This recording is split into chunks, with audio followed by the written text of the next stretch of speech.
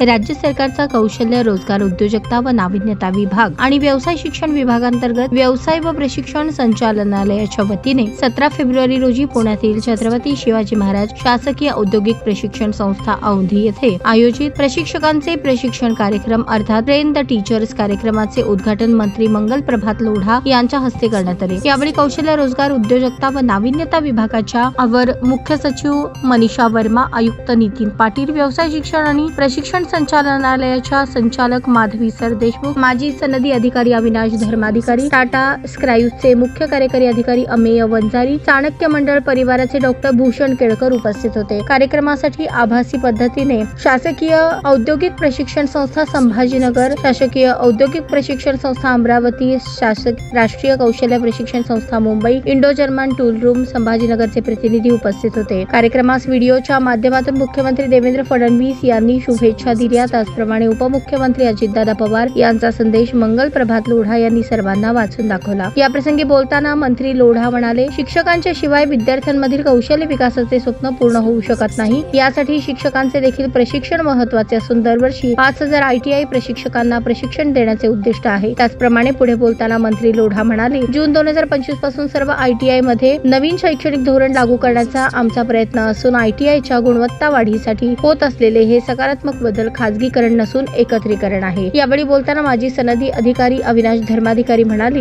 सरकारी अधिकाऱ्यांच्या माध्यमातून होत असलेले जनतेचे कार्य ही ईश्वरी आराधना आहे। त्यामुळे या प्रशिक्षण कार्यक्रमामुळे विद्यार्थ्यांमध्ये देखील सकारात्मक बदल घडतील। या विद्यार्थ्यांमधूनच भविष्यातील भारताचे बिल गेट्स आणि स्टीव्ह जॉब्स निर्माण करण्याचे काम आपल्या प्रशिक्षकांना करायचे आहे। आपल्याला महाराष्ट्र आणि भारताच्या AI च्या नकाशावर आणून ठेवायचे आहे। ताज्या बातम्या पाहण्यासाठी प्राईम महाराष्ट्र न्यूज चॅनलला सबस्क्राईब करा।